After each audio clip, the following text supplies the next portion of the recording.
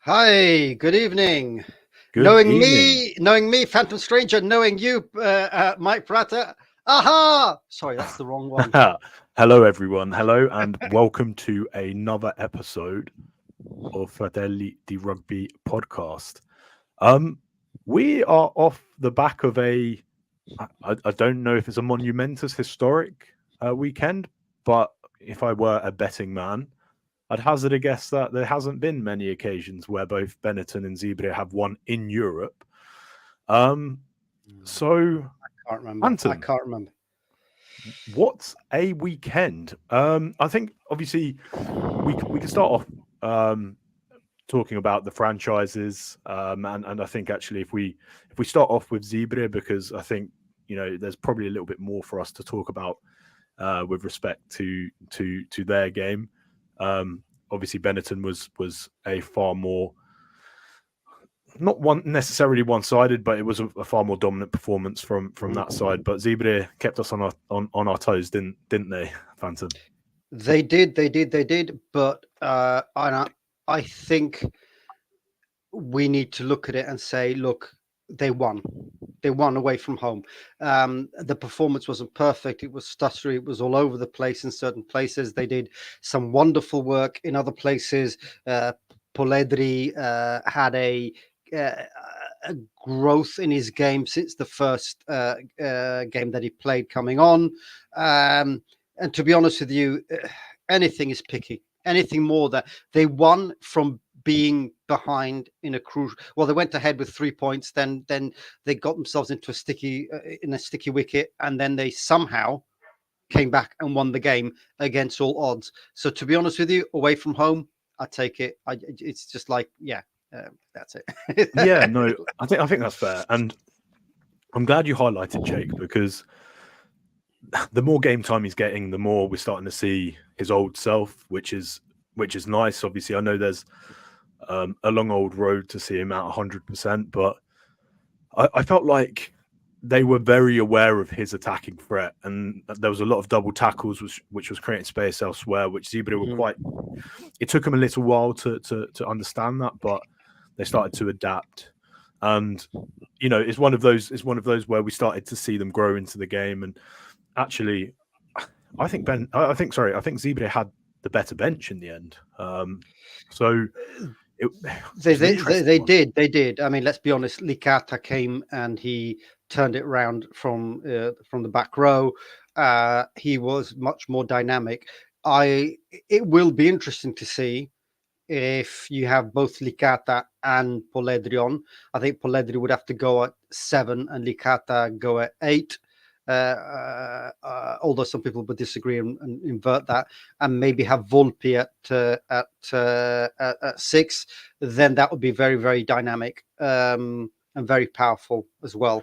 And that's without Volpi's playing some nice rugby at the moment, isn't he? Who's that? Sorry, Volpi. Like I think this is the best I've seen him play. I mean, the first season, I think the difference is he's a skilled player, but he ended up at Jersey Reds, I believe, something like that, or Doncaster.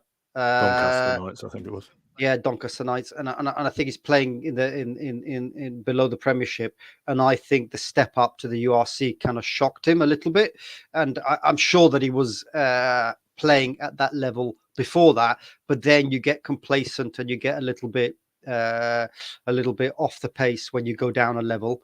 And consequently, I think it took him a while to come up to the level and also learn the systems. I mean, he's brand new and all the rest of it. So yeah, I thought he's very, very good. And again, I want to just circle back quickly again on the performance of Zebre, that to actually be behind and look as if they're going to lose and then simply take it. And again, I'm going to throw heap and praise to Richard Hodges, because I think that steely quality came out, and that's something new. The line out again, thanks to Mr. Sims. But yeah, I cannot heap enough praise on the difference that Richard Hodges saying. I know it sounds boring, but yeah. No. And it's a really fair comment. And I think actually it's maybe slightly understated, by those who don't necessarily follow Italian rugby. So I think what Fanton's sort of saying here is actually this is a game that Zebre quite comfortably would have lost last year, Yeah. or potentially even the year before that, like Yeah. even in a more sort of dramatic and drastic fashion. But Yeah. now we're starting to see this evolution, and I know we're at sort of almost infantile stages of this evolution, but we're starting to see some dynamic growth, both in the style of play, but more importantly, the mentality, that steely quality that you've said, because that's probably the biggest factor, I would say, to Zebre's loss. Even if we're looking at last year, there was some close results which could have gone either way, but unfortunately, it fell down to sort of the mental aspect. And even the first game of the season, with the mistake of going for the tap after dominating the scrum. Okay, maybe not necessarily a mental factor there, but experience. And now they're starting to learn how to grow into games, which is and take this into account that last year they had the same situation. They won 2 games they lost 2 games that they should have won, and then somehow they slowly started going down and couldn't come and keep up that enthusiasm. The difference this year is, yes, they lost those first 2 games they should have won again, except for now they've got a defensive coach that says, no, you get back on your horse, you do not go down. And I don't just want to say you could just say Rich Hodges has had that effect, but also I think people like Polledri coming in with that winning mentality, all of that. So they've had a few players come in that have got that steeliness, and I think that really has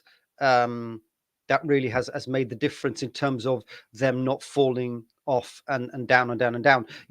As I said, so like last year they had those near wins, but then lost them, and then they couldn't quite keep the enthusiasm up. Now you've got a person who's got the character to say to them and give them a good maybe not even hiding, no, because sometimes it could be a hiding, or it could be a reassurance of, look, you're better than this. You are better than this. Look at what you and it may be something that Fabio wasn't that great at. I possibly Aldo Birchall perhaps wasn't as good as that, and that sort of was released Fabio and Emiliano to actually do the things that they are good at. So I said I'm really excited about it. Actually, I want to sort of latch on to 2 points you've made there. The first one I think is really important, which is the experienced players joining Zebre. So Bischetti, Morisi, Polledri, like obviously all of these players have played at a high standard in the Premiership. And there's an element of that which is directly sort of implicated by what you've said. There's the experience of playing high pressured games, and having to have the resolve to turn things around when they're not necessarily going your way. But even maybe this is definitely understated, because it's something I've only just thought about myself, but also the fact that all 3 of them speak relatively good English because they've played abroad, in particularly Polledri. And when we're looking at a mashup of different countries that play in Zebre, different nationalities that are represented in Zebre, it's quite easy sometimes to sort of forget that actually the basic communication failures can cause massive issues in a game, right? Like the simplest, especially stuff like line out, or where there's a set call, off a set piece. If the halfback doesn't necessarily communicate in Italian fluently, it can always cause a bit of an issue. So like, I like that you brought that up for the direct reason you gave, which I think is probably more important, but also it bridges a bit of a gap, which I think, or I know, has been a bit of an issue, particularly if you look at who the halfbacks have been from recent times. They're not Italian as a primary speaker. Well, they're not, except for Garcia, who was completely fluent within a few minutes because Latin Americans, What a especially player he is, by the way. yeah, I mean, the people forget that the Argentinians, a lot of them are Italo-Argentinians. Some of them didn't necessarily speak Italian, but because they had their grandmother that was phoning up or their great aunt phoning up, they've always heard Italian being spoken, so they kind of pick it up. And obviously, Castilian is very close to Italian. So, most, with the exception of Ronaldo when he was at Juventus, I think he's the only Latin person that didn't learn Italian within 2 weeks. So that's very useful. And I think I'm going to be a bit naughty here and potentially point to the fact that Eden wasn't playing at 10, and you had Garcia, Prisciantelli, who are both fluent in Italian with bad accents maybe, but fluent. And I think that's, and you could see, I mean, Prisciantelli made that try, and he made it because he had the speed, the gas, and the running lines to do it. I'm not sure that if Eden was playing at in that position, that try would have been scored.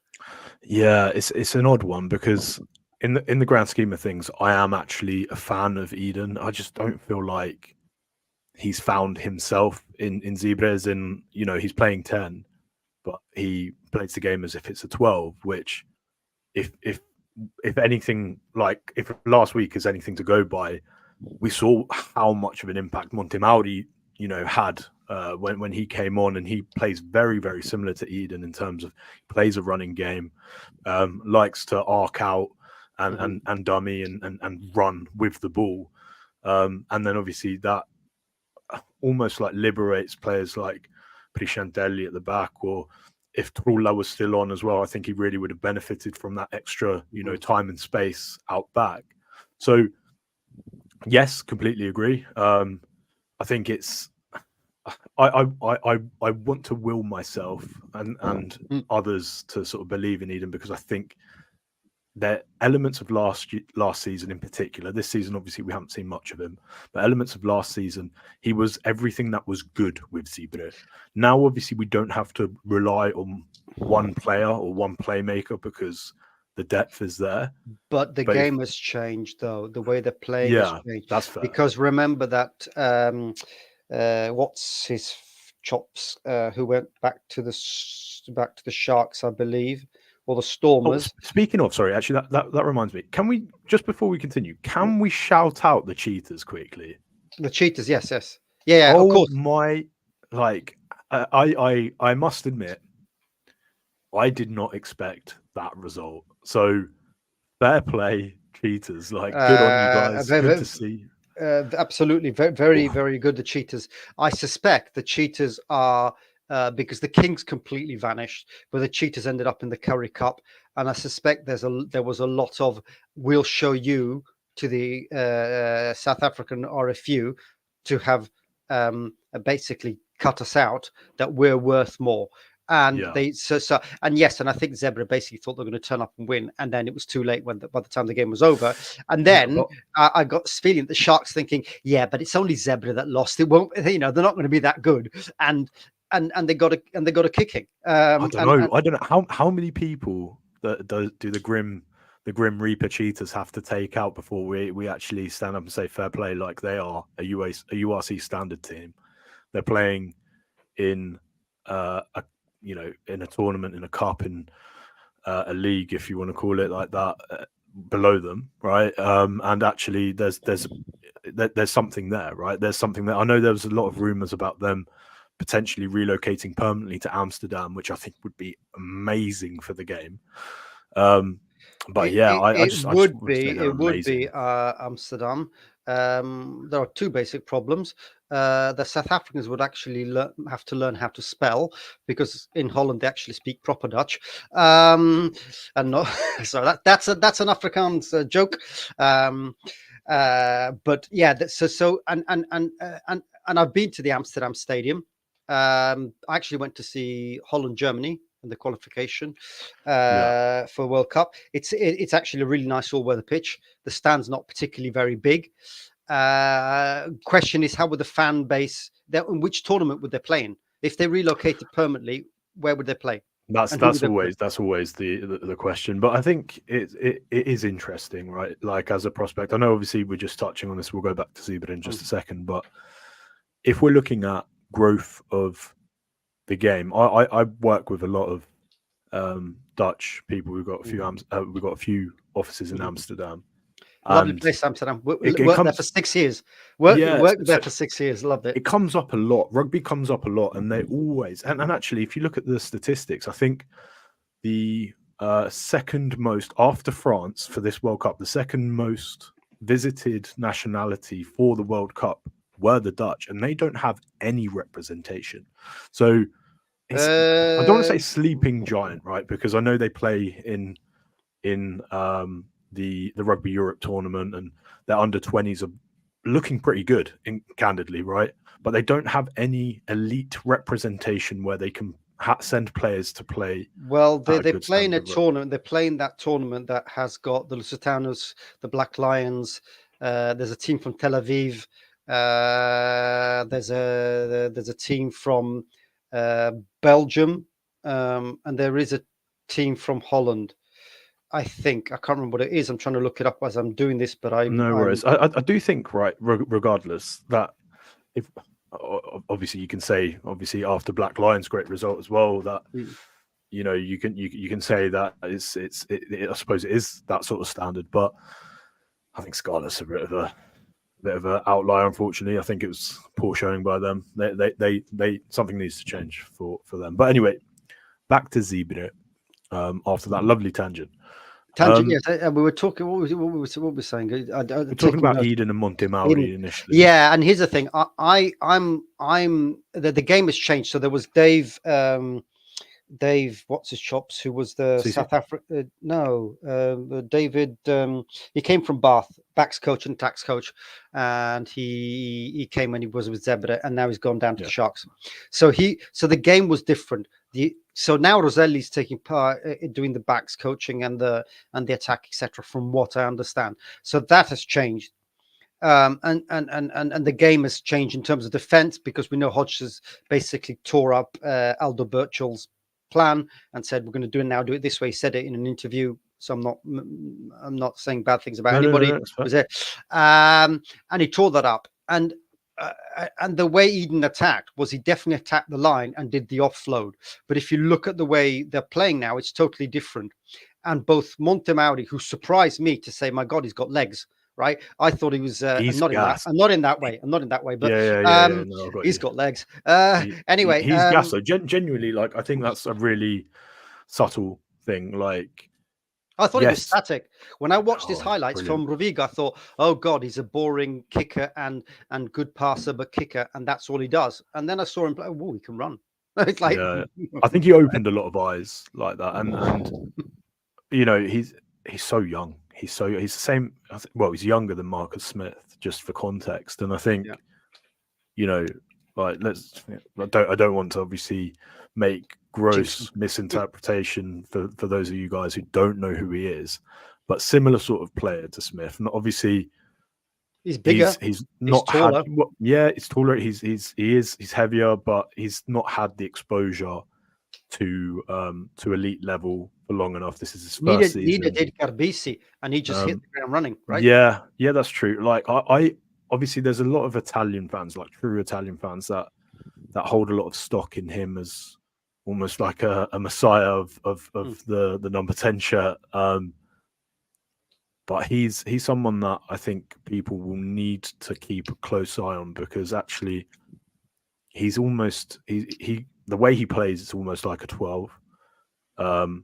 But you know, we need to start developing our 10 somewhere, don't we? Because true, but then, and here's the question: is at the end of the day, can you see Eden coming back? Because if Prisciantelli and Montemari are going to do the swapping in and out of 10, you've got Pani and you've got Trulla that can cover the 15, and Prisciantelli that can cover the 15. In a game swap, in a triangle between the 20, the 22 and the 10 and the 15, who's going to be on the pitch. The problem we've got is where does Eden fit into that? Because to be honest with you, right now, based on form, there is no way that Eden gets in. Yeah, but also he has been injured, so like there's also that pinch of salt for me. But at the end of the day, for me, um, whatever they're doing at the moment, they need to stick with, right. Yeah, If it ain't broke, let's just keep yeah. the formula that's been winning games. Um, And here's the thought for you in terms of tens. We've now yeah, got Marin back. We've got Garbisi. Alan is on his way out, but he's got a couple of years more. We've got Montemauri. We've got potentially Prishantelli, who will swap when he comes through. There's actually tens coming out of their ear holes, and, yeah, and and and and and that's quite good. And you know, I rather like that concept. yeah. No. I agree with you, and actually, I think Prishantelli is like a really key player for potentially for us for the national team just because of his versatility.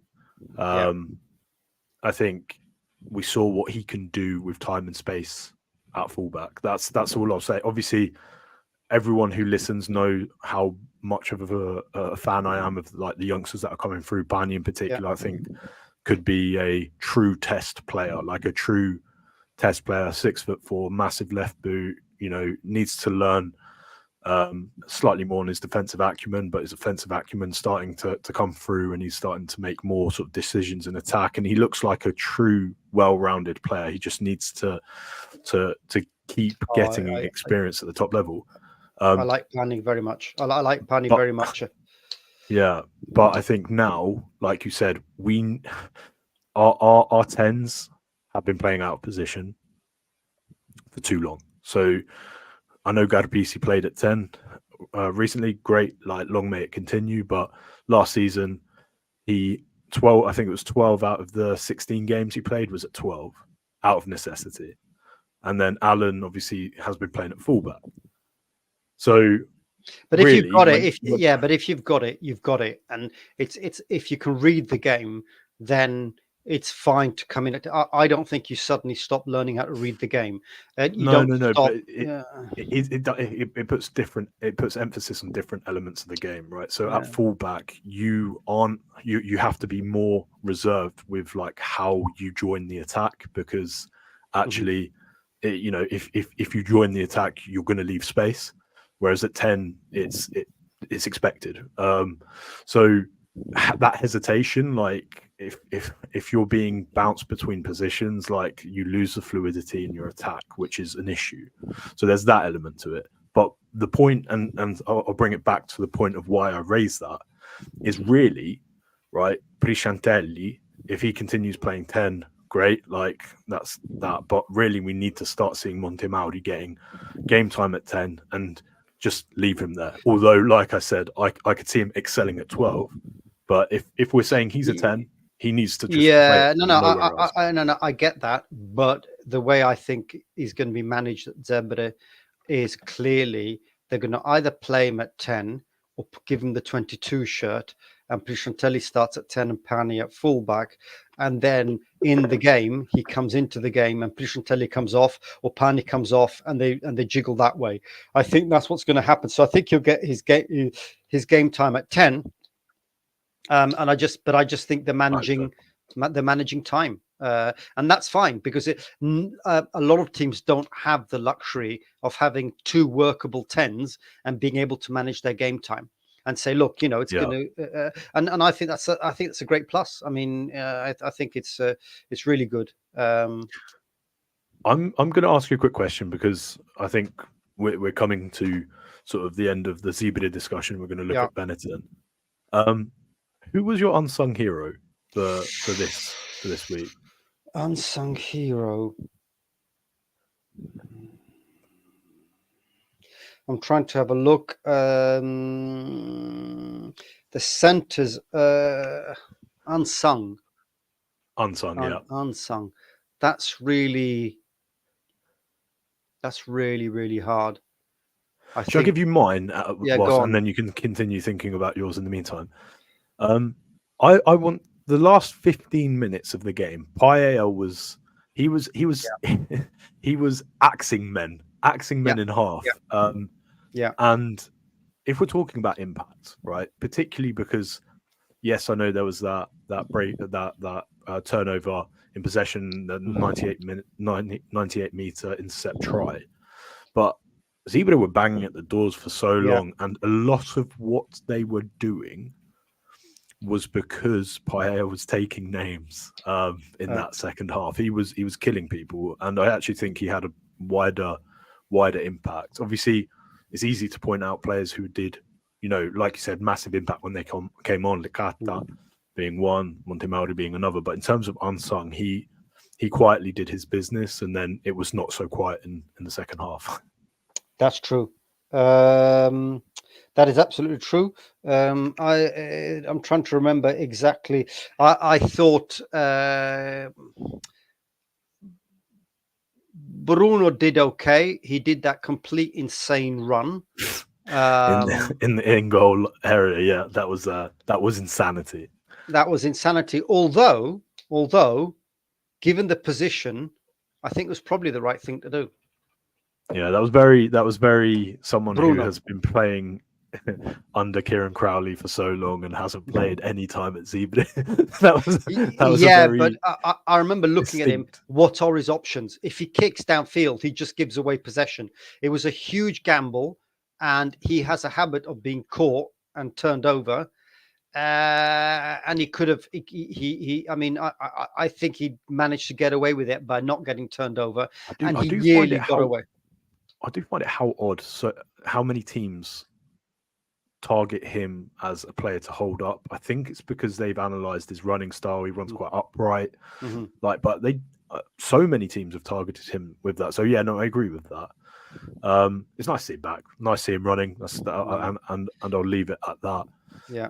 So, I'm unsung hero. To be honest with you, you could argue the second rows did well because they stole a few balls, didn't they? Krumov, I think, saved a try for sure. Right? Yeah. He was brilliant. I agree. He was actually my second one, in fairness. So yeah, Krumov, and I suppose Canali was not unsung because they saw him score a try. So I don't know. He's one that doesn't get the plaudits though. So I think if you were to give it to him, I'd back you on that one. In fairness. And also, I think, to be fair, when Luca came on, he kind of sorted the line out. I think, if I remember correctly. Yeah. It still wasn't at its best. There was a couple of overthrows from memory, but he's being so consistent and he's hitting it at the right time. So as long as he keeps his confidence into the Six Nations, I expect good things. Noched, I think, did all right when he came on for Pittinari. Pittinari had a bit of an off game for his standard. He was subbed at 48 minutes, wasn't he? So I'm sure they probably wanted to get another 12 out of him, but I agree. He just didn't have the gas. Yeah, maybe just didn't have the gas. I mean, some people, tell me about it. I go for a run, and sometimes on Sunday, my 20-kilometer runs, I just don't have it in me. It's like that's fair. That's absolutely fair. So I think with that, we've given our unsung heroes. So and I agree, and it just leads us quite nicely to Benetton. So I'm just gonna throw it straight to you. What were your thoughts on the game? What impressed you? What didn't you like? I suppose, and we'll expand from there. So obviously, the good thing is they won with a bonus point. Always nice. That was and that was nice. I think. It was. I rather liked that. I was pleased to see that Rhino Smith bounced back from his really two bad games, and he played a good game. I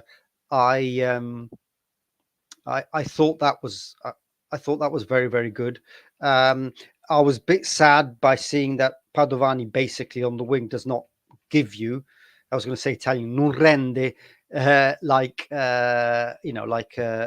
he does at fullback. And I think people are still obsessed ever since Crowley put him on the wing, putting him on the wing. And yes, he's got a bit of gas, but he doesn't he can't get away if he's got space. I don't know. I think he's wasted. He didn't have a bad game there, but I just don't think he offered that much. I think that's an interesting comment, and I'm going to say something quite heinous because it's not just trying to be outlandish for the sake of it, but the more I see him on the wing, the more he reminds me of the last couple of seasons of Bellini, because obviously Padovani has his biggest asset is his boot, and if it's on the wing, you're sort of taking it away from him. Yeah, agreed. Which means that actually, if we're looking for wingers, right? If we're not going to be playing him at fullback, it means that he's competing against Jesse, arguably Mori, although I'm glad that he's found his way back into center.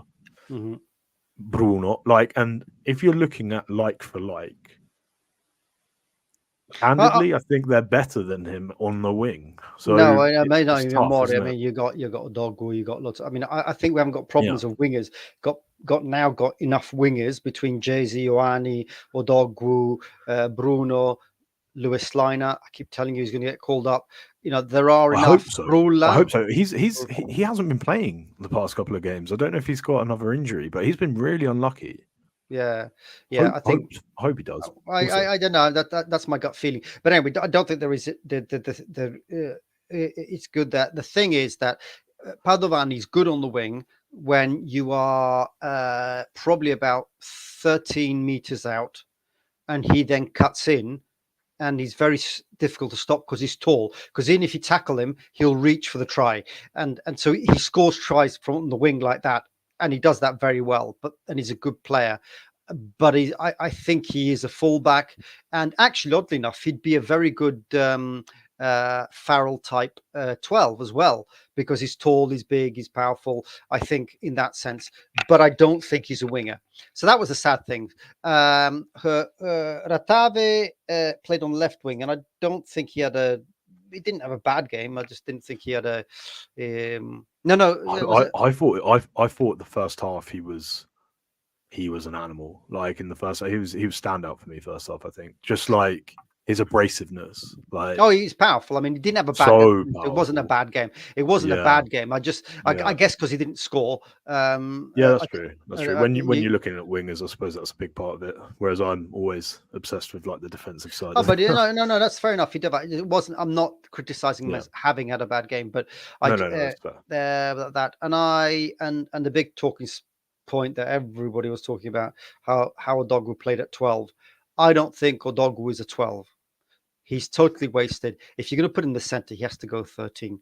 You can't.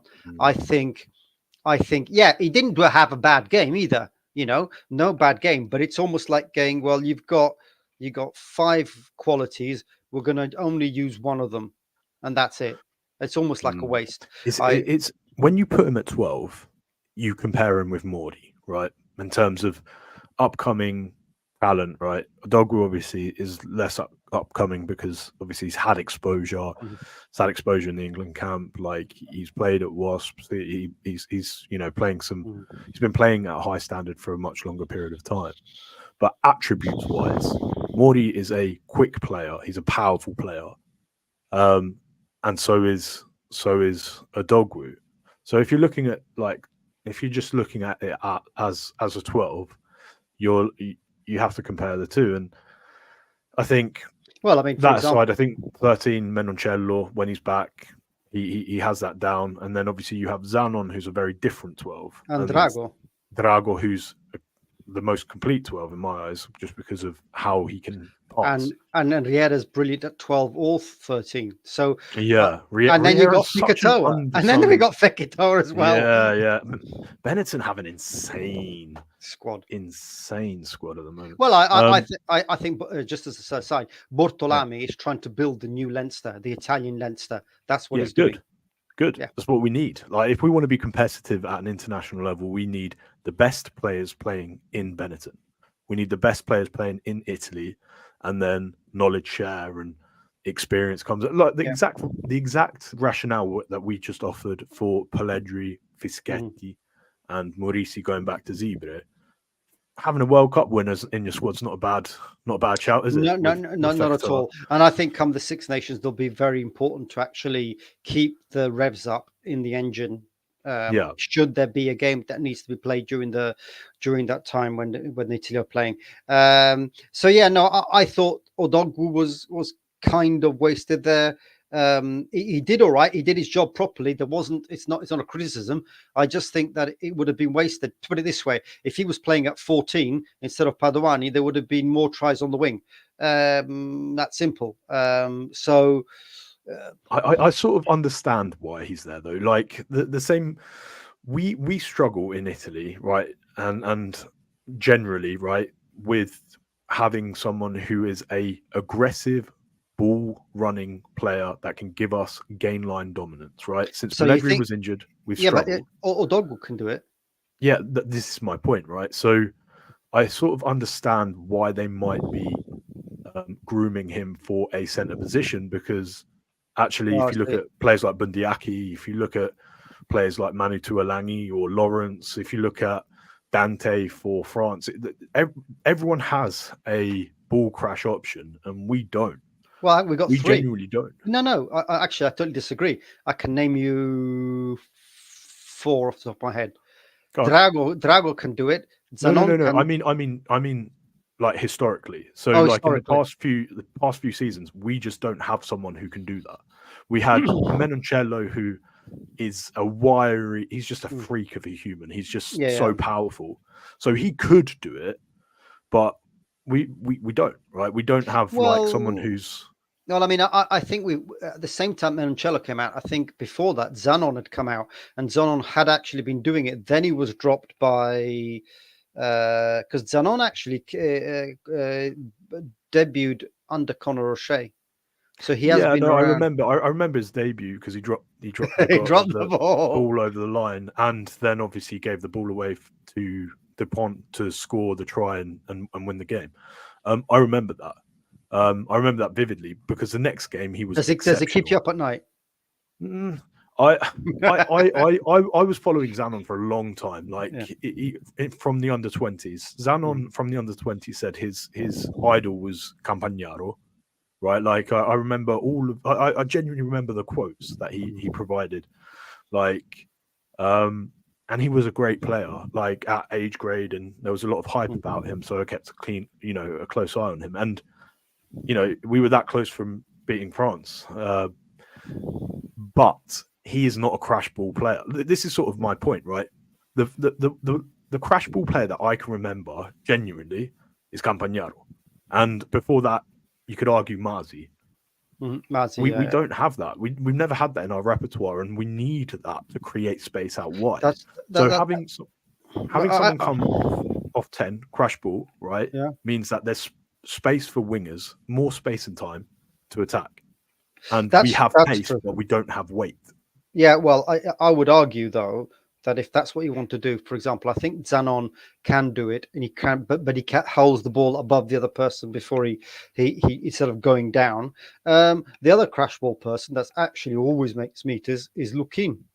Lukin always. I agree. Always. And I agree. He's again, but the problem is he plays 12, and at 12 you want to have a better rounded skill set. I don't know. I mean, I think the crash ball can easily be a 12, and then you can have your powerful runners on 13 anyway.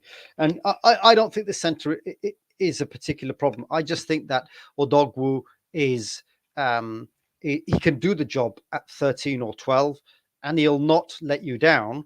I just think you're not getting the best out of him.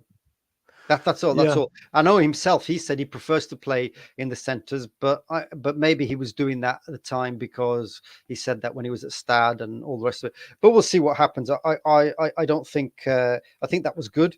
He did a good game. Going forward, I thought Andy Uren played well. Umaga again proving that he's an England 10, and Uren again probably he's good enough to play for England. And the bad boy of the game was, of course, Seb. I think he's. That was my sad moment of the game. I've got to be honest, because no way is a slightly late, you could argue, but I don't even think it was late, side entry constitute as dangerous foul play. In what world is that dangerous foul play? He hit him on the chest. It wasn't a high hit. Like how how that was a blunder, right? And I know, and I will Was it on the honor Ruck? You're talking about the Octavio here, Ruck? and I won't. On the Yeah, Ruck? just it was at the Ruck. On the Ruck. Yeah. Yeah. So I won't honor. I'll honor Octavio because I know, like we want to keep a relative standard with refereeing, as in like we don't really want to talk about it on the podcast, but that was a poor decision. Like that was a poor decision which has led to a ban. So we're not going to have him for the first game, which is sad. The first derby, the Italian franchise derby, and I just disagree. And actually, I know I'm not the only one because so many people were messaging me on Twitter saying, "What the hell? How is that a yellow card?" And The second one was a yellow, though. the second one, no one's disagreeing. The second one was a yellow. Yeah, I think he's starting to be a little bit clumsy, and I'm not sure why. I think he's pumping his himself up to want to really do well this season, and I think he's just being a little bit clumsy. I don't think he's being nasty; he's being clumsy, and the coaches need to get to him and say, look, you're putting a lot of effort in. I know you care, a lot of passion. Just sharpen yourself up because you're being a little bit clumsy in certain areas. He's our enforcer though. Like if you take Zuliani out, right, who's a thug, and I love the way he plays. Like no one does what Seb does. Like no, genuinely, there's not a single person on the team, both for Italy or Benetton, that has that grit that he has, right? And that's an issue, right? I speak about it so often on the podcast about players with a bit of C, having a bit of C. Yeah. He has that. A silver shadow, the phantom takeover. Yes, yeah. I agree. Although, again, I mean, I think we're blessed with back rowers, people that can actually come in and do that work. I think it will be. I think it's going to be quite good, and it's a nice segue into the fact that even though he might be banned, I think Izako is going to be is going to be a very, very good player, and he can play 6 or 7. Izako, I'm not even sure. I think we just literally just. I think we generally just say, okay, Izako, you like being the +1 on the outside and on the overlap. Let's make you a winger. Let's make you a centre. Let's just go for broke here. Let's make you Makalu. Let's throw you in any position in the back row.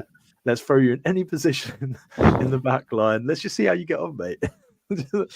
He's a freak. He's a genetic freak. He is such a powerful, his acceleration for someone who's so big. This is sort of the point, actually, and it relates to what we were saying just now. In terms of like having someone who has that gain line power, right, to break the tackle, to make yards, put us on front foot ball. It reminds me of Pelledri when he first came on the scene. Like he's powerful, isn't he? Like he's powerful. Although Pelledri just used to do it from anywhere. That was Pelledri's gift. Pelledri could just run in the center of the pitch. He didn't need to have that +1. He didn't need time and space. Whereas if you give Izako time and space, he's blitzing some wingers. He's quick. Yeah, he's. I love it. Let's just see how fast that boy can get. Let's go. Yeah. Well, I mean, I think it's good to have fast centre. I mean, I when Mauro Bergamauro was playing 7, he was, we said he's the new Magne because he's got gas and he does it from the ruck, and I think that's a good thing. So yeah, no, I'm happy to have him in the back, in the back row. I think Negri being maybe getting a ban means he'll have a bit of rest and mental rest. I think it's good timing. He's played a lot. This year. Yeah, I agree. And it's not injury. So I think, clearly you're going to have Izako's going to play during the derbies. I think obviously Lamaro will play in the derbies, and then you got the Alafi and Time Stowers to cover the, as well as Cannone. Blimey, we got far too many. By the way, what on Marin coming back? Marin. Marin. So yeah, Marin. I think he's good, but I think there's going to be there's going to be a problem where the sort of Albornoz come back, I was going to try and do the joke that everybody does about him being a capatoio, but in Castellano, but the wardrobe, the cloakroom, when he comes back, the problem is that they're going to have 3 flight halves that are all quality. Now, the only good argument is, and unfortunately it won't be, because Marin will be, well, he might be in the squad for Italy, but then he probably won't play, which means then he can play and they can rest. What's his chops? They can Umaga, because Umaga's played a lot of games, and I think when Albornoz is back fit, I think Umaga's got to rest and let Albornoz play the game to try and give him some time off. Too many games. But no, I mean, he's good. He's good, although he missed the kick. I think his kicking is obviously not up to scratch just yet. Yeah, I think, you know, with Benetton, right, if we're looking at this weekend, I said it right at the start. They were just, it just didn't look like they needed to go up a gear, right? Oh yeah, that was good. Yeah. It was just a comfortable, like, and maybe complacency, you know, them feeling comfortable go hand in hand, and that's something that they need to manage in terms of game management, because at the end, let's be honest, it was rather fortuitous that Rhino picked up the ball, took it quick, and scored that fantastic try for the bonus point. But yeah, well, the other thing was was apparent. You know, if anybody managed to see the press conference with Troncon, he made the joke about the fact that all the coaching staff went, "What are you doing? Stop! Oh, good, they scored!" You know, so that was a moment of. It's rather worrying that Troncon's moving up the hierarchies. But yeah, no. I think Bortolami, I think I said it before, he's very Anglicized in terms of his vision of how rugby should be played. Like, it's very set piece dominant. He likes, and I think that's why last week, or the week before last, I should say, against Ospreys really hurt him, because of, you know, how dominant they were at the maul. Yeah. But that could have gone either way, in fairness, with Rhino. So I'm glad it went our way. Glad that we're seeing some positive there. Yeah, but I mean, he was clearly on song, because even the first try he scored, he took the hit, span out of it, and ran down. So he was obviously, he was obviously on song, and so very, very happy about that. I just think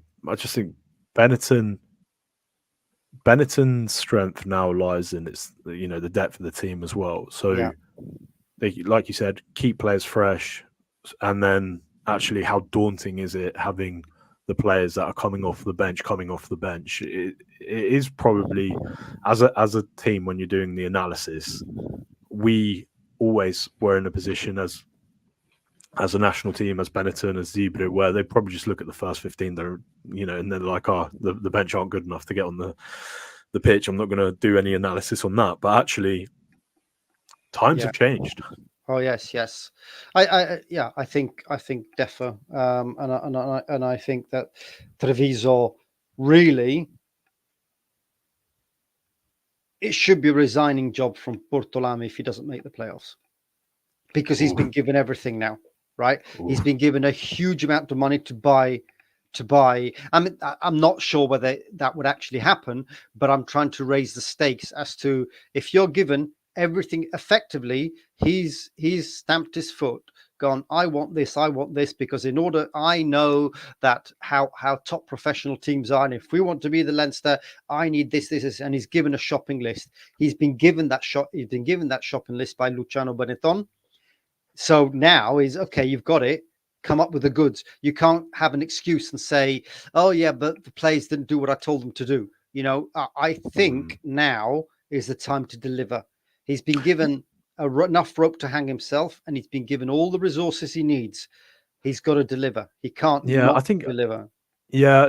think it's one of those where, when you bring in so many new, fresh players, there's always a settle-in period, right? And I agree with you. You know, like, they really should be hitting the playoffs with the team. You look at that team, and you're like, and you compare it to the other teams who could potentially make the playoff, and you look at it and you're like, okay, well, that team should not comfortably, but that team should be a safe bet Yeah. for playoffs. So I agree with you, but also I think undue sort of pressure on the coach never has a decent like I don't yields think it decent should be results. You know? said. I mean, obviously, it shouldn't be said to him. Right, if you Yeah, don't hit the playoffs, you're fired. I don't think it's that way round. yeah, But I think eyebrows should be raised if they don't. That's he's very, very cocksure of himself, and that's okay if you deliver. But if you don't deliver and you're cocksure of yourself, that's a problem. And he's always been that confident. And I remember him giving an interview when he was talking about how many good rugby teams there were in Italy before they joined the Magners League back then, the Pro 14, and he was saying there aren't that many good teams, and he gives the impression that he wants to be the Arsene Wenger of rugby, right? And if you do that, you need to deliver, and if they don't deliver, then you have to ask questions, because it's not this is a professional game. It's not like he's got lots of money being spent on his project, and if he delivers, if he gets there, then he's justified the investment. yeah. No, again, I think that's probably all completely fair. Just looking at the clock, we've been live for coming up to 52 minutes. I just wanted to maybe do a little segment on Italians abroad. I know, obviously, we could talk about all of the players playing in the French league. I know Ioane had a good game, but there's one incident that I want to speak about, and I don't know if you've had the opportunity to view it. But did you see the Dino Lamb head contact? Have you seen that yet? I saw that quickly on Twitter when I think you shared it on a chat, and it looked bad. How on earth he stayed on the pitch is beyond me. Oh no, he didn't. No, he didn't. No. So what happened? On? Oh, okay. No. So they actually stopped the game for about 10 minutes. Yeah. Whilst they put a neck brace on him and stretchered him off. I was actually hoping to see if there was a medical update. I know they said that he's okay, but they didn't elaborate on anything like what constitutes as okay. He's breathing. Great. Okay, that's good to see. But that one thing that I struggle with. Could you say? This is sorry. Could it be that it was like a lamb to a slaughter? Sorry, bad joke. I just no, I got you. One thing I struggle with, and this is something that I'm almost like sort of expressing, hoping that there's some sort of external validation from yourself. But when there's a head contact, right, and they're talking about dominance, because the attacker didn't go forward, there was no forward momentum, they can constitute that as a neutral or like a negative impact tackle. But if a guy is on the floor for 10 minutes unconscious, like clearly like he's done some damage, how can you diminish that to low degree of danger? Like it mind boggles, to be honest. Like I'm frustrated for him. That's just such a questionable call. How could they constitute that as low degree of danger when the guy is physically unconscious? Well, I mean, I don't know. It's a tough one. It's difficult. It's a tough one because I mean, the problem you've got is that he's a big bloke and he's running very, very quickly. The guy, I'm trying to remember what it looked like. I think he was like that, and Lamb came that way, right? And he just So Lamb was running with the ball. The guy, he there was a bend, but he pushed his angle of the tackle was upwards. So it's not so yes, there was a bend Was at he the hip. There was a static? bend at Was the he hip. moving upwards or was he static? He was moving upwards. He Oh was well, in moving which upwards, and yeah, then in it was which face case, on yeah, face. So yeah, it was yeah, head yeah, on yeah, head yeah. contact. Yeah, I'm trying to remember it. So I mean, that's basically like if you're a spearman, you go in and you go underneath and you hold the spear, so the guy gets Yeah, stabbed. I think it's like that, and I think you're going up, and of course because you're going up, you're rising. Yeah, how it is a low degree of danger, I am confused. I don't know what the latest update is in terms of yeah, punishment. yeah. I mean, just all that aside, let's hope Dino. Obviously, we hope all the best for him. He's a friend of the pod. Mhm. I And mean, but yeah, the other thing is sometimes things look worse at the time, and then that's true. after time it gets better. Some things can look like these. It's a really really big a big hit to the head because you saw the head swing back, if I remember rightly. So Yeah, I guess it can. But if he was knocked out, then obviously he's going to have the protocol to return. yeah. I mean, that's going to apply regardless. I think because he definitely wouldn't have been able. He wouldn't have been in a position to undergo the independent assessment, and obviously you have Yeah. a 12-minute limit there. So like he 100% will have to go through the protocols. But that aside, just because he's been playing some of his best rugby, I hope we see him coming up to the Six Nations happy and healthy, and yeah, just he'll be a big loss I for mean, us I'm if looking at whatever happens. so there's 6 17s. You got 1, 2, 3, 4, 5, 6, 7, 7 weeks, 6, 7 weeks. Yeah, yeah. I mean, Hopefully it's not a fracture. It looked like to me. I said it to my other half. She was watching the game with me. I'm like, that has cheekbone fracture written all over it. If Dupont can get back from it with surgery, hopefully he can. So we'll see. But yeah, I mean, if they say it's okay, but they haven't said anything else, then yeah, we'll have to wait and see. But yeah, theoretically, if there's no fracture and it's literally just a knockout blow, then 6 weeks is probably going to be all right to rest back. In fact, have a nice 6 week rest. Perfect. yeah. I agree. So, Phantom, I think we're coming up to the hour. So, one last question from me, which is unsung hero of the Benetton game. Who do you think was the unsung hero? And I think we're probably going to agree on this one because there's only one person that sort of was massively stand out for me. Oh, we might not actually. Uh, Unsung. In other words, they didn't get any plaudits per se. Actually, I think my unsung hero actually got man of the match. Never mind. I need to think then. I Yeah, would say the halfbacks, both of them, because they kept the game running, but they didn't score and they didn't do anything other than pass the ball and kick the goals. But I think Umaga was superb at just distribution and keeping them ticking over. And Uran but because they didn't score the tries, because it was Rhino Smith that did the magical thing at the end to win the game, and Izuko did that amazing runway, ran over the player. They got look how wonderful they are. But actually, Umaga did another beautiful game of just literally controlling passing. So I'm happy to give it to Margaret. He's just consistent at the yeah, moment. Like he's just playing such a consistent game. He's enjoying his rugby. You can tell. Good on him. I'm happy to agree with you there. So, Phantom, and for everyone that's been listening, thank you oh, so much. thank you. Are we not going to Uh, quickly a quick look forward to the first game? yeah. No, go ahead. We can more than happy to. More than happy to. Far away.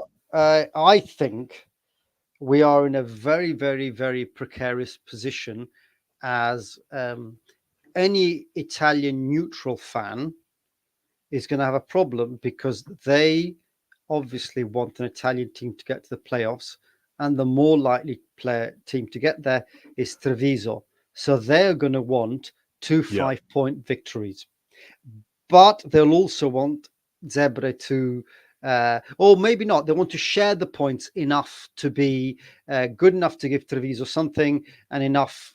So I don't know whether that's a win each, with, and each gets a two losing bonus points at each game. So it's shared out equally. If you're a Treviso fan, you're going to say, well, I'm going to want both games to have been won by 5 points, and I want to give Zebre at least 2 losing bonus points for each game. And if you're Zebre, it's going to be the reverse of that. So it's one of the, we've got to the point in the season where you can't say Zebre are dead loss, so Treviso might as well just slaughter them and get a good chance to get to the playoffs. It's a real in the balance, if we want Zebre to kind of make better than they did last year and actually go up the mid-table, they're going to need to take some points from this. On the other hand, we know how crucial, because of the lack of bonus points in the previous games by Treviso. If Treviso had got bonus point wins previous to that, instead of just winnings, I think we would have taken or a balanced Italian fan who's not particularly attached to either would take a Treviso loss to Zebre and accept it. But now we're in this thing as, what do we actually want? If you are, it's interesting. Yeah. I mean, I'm happy to sort of lay out my thoughts on it. I think. Sorry, can we have a show? Can we have a show of hands? How many Zebre and how many Treviso fans we got in here? Just in case we don't get Mike to upset anybody. That's it. Oh, we can't see. So I'm happy just to be sort of really candid with this. I think I want Benetton to represent an Italian team at the playoffs, like you said, but it's imperative for us as a nation to be successful, for Zebre to be successful as well. So where does that leave me? For me, I think I'd be happy with Benetton win, with Zebre winning bonus points in both games. And I'm saying that with someone who leans predominantly towards Zebre in terms of like whom I support. Because I do think if we want to be taken seriously at like the biggest levels, we're going to have to start like getting to playoffs and showing what we can do at a bigger stage, so that the international community start, treating us with respect. And the only way we're going to do that is if we win important games, like the Rainbow Cup. But the point stands. Like I said, if it was Zebre and Benetton are in exactly the same sort of points, I'd want Zebre to win, because they've had a torrid time. And a way for us to improve the overall standard of the Italian game is to make sure that both franchises are firing. So that's where I'm at. So, like I said, in terms of whom I generally support more, like it would be Zebre, but I'm quite happy to see Benetton win with bonus points, as long as Zebre get bonus points as well. Yeah, that's fair. That's fair, cop. I mean, again, I suppose if Treviso lost with 2 bonus points and Zebre got 5 points in this first game, because obviously Zebre, I think, are at home first, right? So I'm just checking in case I'm talking out of my back. No, you're fine. I think you're right. Anyway. Yeah. And I think that, and actually, I think that may happen. I think Zebre could suddenly really play with a lot of flair and not drop the ball and cause some problems to Treviso. On the other hand, Treviso are now starting to be in a well-oiled machine, and it may well be that it becomes a very boring. They get very good at defense, and they hold Zebre out and they just win. I think we're going to see more of Bortolami's like traditional Maul set piece, like win penalty at scrum, go for corner. That's what I envision we're going to see from Benetton. And I think Zebre are going to devil may care, let it fly, get Trulla, like unmuzzled Trulla, so he's just mauling everyone on the floor. That's what I expect. Yeah, my problem is I think clearly JC will play on the left wing. I think clearly Pani will play at 15. And I think Bruno will get the nod against Trulla. I don't know. That's the one thing. Just because Trulla has a bit about him, and they're playing. Ultimately, they're playing for position in the Six Nations. Like let's be really honest. That's what's up. That's another thing. That is another up for grabs. I just don't think that Trulla is. For a start, I don't think that they can't replace Pani at fullback unless you put Chantelli there and put Montemauri at 10. I don't think that's going to happen. I don't think that's the thing, which means that the only positions that are up for grabs are on the wing for Trulla. Now, to be honest with you, I think he's pretty bad on the left wing. I think his mental positioning is atrocious on the left wing. It was pretty bad on the wing, full stop, in previously, but he seems to have, under the guidance of Hodges, by the looks of things, has at least defends relatively a bit better on the right wing. The problem is that if Bruno's been injured, and that's why he's been playing, because then it's going to be very, very difficult for not to put Bruno there. The problem is for me, right? I think Trulla does stuff that we don't have many wingers that can. So what I mean by that is he's exceptional in the air. He's a crazy jumps horse. Very highly. It's the way, like he gets height that we possibly can't get, right? And he's aggressive, and he has a lovely boot on him. Like he like in terms of if you're looking at a player and you're like, oh, I would really like this, like in terms of what I really like at fullback, like he has the attributes, but like you said, he doesn't have the experience and he makes poor decisions in defense. But if you can fix that, he has physical attributes that are, quite nice for like fullbacks, or like you said, probably right wing, because I think he's left-footed, isn't he, from memory? No. So Trulla's right-footed, but he has to. Is Pani's left-footed then? Pani's left-footed, and so's JC. Okay, perfect. So he would have to be on the left wing, and obviously to keep the ball, to keep the ball and keep it on a straight line as well. If he wants to try and he'd have to be on the right wing because he's right-footed, unless you're kicking to touch. Yeah, so I personally would have him on the left wing, like we have Ioane, because Ioane doesn't kick, but I would have him kick. Yeah, difficult. I'm still going. I think they're going to pick Pani, JC, and Bruno, and I could be wrong. And if he does pick Trulla, it's going to make Bruno's Italy shirt harder and harder to get to. I suspect, unless Lewis Liner gets picked, I think Quesada will pick. Let's hope he does. Let's hope he does. Let's will that into existence. Yeah. Let's manifest that. Lewis, I think you look good in blue. I messaged him, by the way, a couple of a year ago. I think I said, listen to ascolta mamma e vai a giocare per l'Italia. Yeah. Just listen, mate. You look good in blue. Just make sure you give a word to your brothers as well. The more the merrier for us. The more the merrier. Exactly. No, but in all seriousness, I think Quesada, unless Lewis Line is there, he's going to pick Odogwu on the right wing. So I think both Trulla and Bruno are going to struggle to get onto the right wing spot. Partly because he knows him already. He knows him already from Stad, and he knows exactly what he can do. And he's learning about the other players. So for England, I think Odogwu will play right wing unless Lewis Liner plays. The only thing that is strange is whether Jay-Z is going to supplant Ioane, because right now Jay-Z has got left boot. He's strong. He runs. He's literally not taken down. It's very hard if you're going to justify Ioane.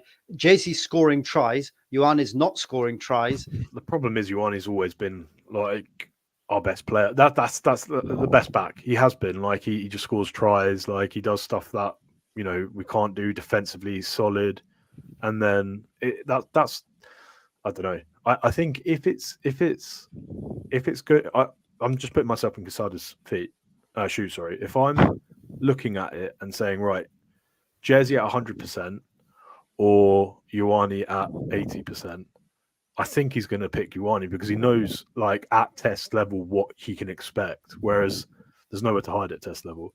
We saw that with Morty. We saw that with Trula. We've seen it with, you know, whoever has been sort of selected at test level out of necessity more than like out of merit. So.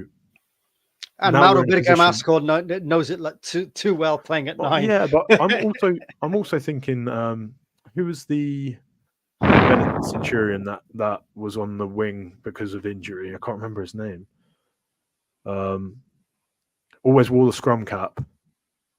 I can't remember. Anyway, like he looked okay at URC level, and then it just fell apart. So my point is, right, and I'll leave this as a final thought because unfortunately I do need to go.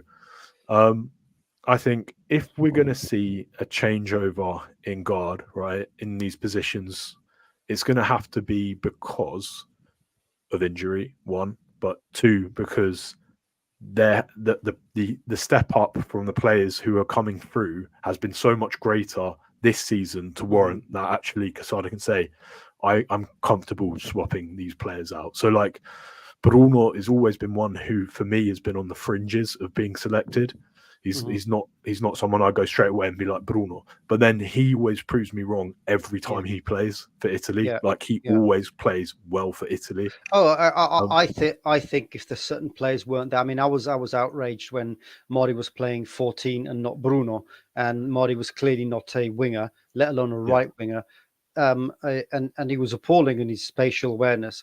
And I was thinking, why not play Bruno? Because he can't do any worse. And trouble is that now Bruno's going to have a lot of competition, not least in the national side with Odogwu and potentially Liner. But then even at Cambriani, at Zebre, when Cambriani comes back, he's going to have a problem there, which is a lovely problem for Italy to have. But yeah, it's going to be sad. I mean, there's going to be a lot of competition. I think it's very, very good. I'm so looking forward to the Six Nations. I think this will be make or break, not make or break for Italy, but this is the year that they've now got to make that extra 5%. Like the missing 5%. I agree with you. Yeah, no, I agree. I mean, instead of missing the kick right at the last 10 minutes, get that kick into the corner, maul and win against France. All those little things that you've just got to nail everything, and we'll see. Yeah, Quesada seems to be good enough. So we'll see. I'd love to be a fly on the wall for him and sort of the selectors, because like I think he wants to put a stamp on Italy, and I think he's going to be a positive coach. The fact that he's been so proactive with everything, like going to games and stuff, is always nice. So we'll see. And then the other good thing, just before you go, which is we talked about during the week, the fact that Contepomi's been confirmed as the coach for that's big news Argentina. As well. It means that it's very unlikely that Contepomi will be taken out in the next 4 years. So the fear that after 2 years Quesada might go if Italy do well is probably unfounded now, because I think Contepomi, they're going to give him 4 years. Unless he really makes a howler of it. Yeah. I'm less convinced on all, like, when it comes to rugby politics. Obviously, I've been exposed to a lot of it since doing the podcast. I'm more cynical than I have been. I just think it's going to be one of those where if Argentina aren't doing well, and he's, by some miracle, and I'm knocking on wood, has raised our level above and beyond expectations, the patriot in him will pull. Like, and I just don't think we can. The Argentines are very passionate people. I just don't. It's the same way, like, if there was an Italian coach, if Bortolami was abroad and like Italy weren't doing well, or if Paris has already said he wants to, coach Italy at some point, like it's just the patriot in them is going to drive them to the national team. It will be, but don't forget he's Argentinian, and there is this whatever people say, and some people maybe listening to us, maybe Silva will have a different idea, but the Argentinians are a specific bunch because they have such links to Italy. It is very, very very strange. I think it's different. Uruguayans and Argentinians to Italy, their relationship is a little different, and I think we've got to be. If he was a French something else, then there may be. I think that's going to be slightly different. Let's hope. Let's hope he. There's a term that the youngsters use. Just let the man cook. Let's see what he comes up with. Yeah. And also he's got pride. Don't forget, I think he's a man with pride. I think an honor. I don't think he's a money. He's a money or anything like that. Everyone's a man with honor until there's a large sum of money that's put in front of them, though. That's a sad truth of the modern. Well, put it this way. We know we don't know. We could take Marzio Innocenti's word at face value and say that he was offered more money, and he chose Italy instead. That's Marzio said it in an interview on Sky Italia. Whether that's true or not, I don't know. But we have to take it at face value to say he was offered better money somewhere else, and he didn't. He took it. Now he could be lying. Let's hope that's true.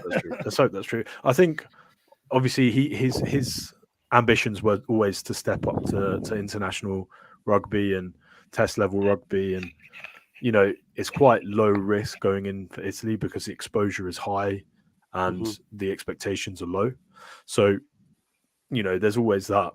But I'm happy to be proven wrong. I just hope, like I said, he proves himself to be as positive in my mind that he looks right now. So that's I think that's a good place to leave it. So, Phantom, thank you so much for jumping on. Always a pleasure. I could see that Lulbo has come on, but it's just come on a little bit late. We'll get you on as well, Lulbo, at some point. But gents, thank you so much for listening to us. Thank you for having me. Thank you for having me. I hope that I have covered 2 sets of shoes with enough dignity. No, you've been brilliant, and obviously. March and Otto will be back soon. March unfortunately just got called in last minute for work, and Otto is probably eating tortellini pizza in America at the moment. I'm quite jealous. Yes, his phone seems to not have any connection or anything, so it could be that he's in a black spot or it's been confiscated. I think my theory is that he's just comatose on tortellini pizza. He's ordered too much. He's had so many. Unfortunately, that's my working theory right now. But for everyone who has been listening, thank you so much. Obviously, it's always a pleasure speaking Italian rugby, and hopefully you guys have found this of interest. But other than that, we'll catch you guys next week.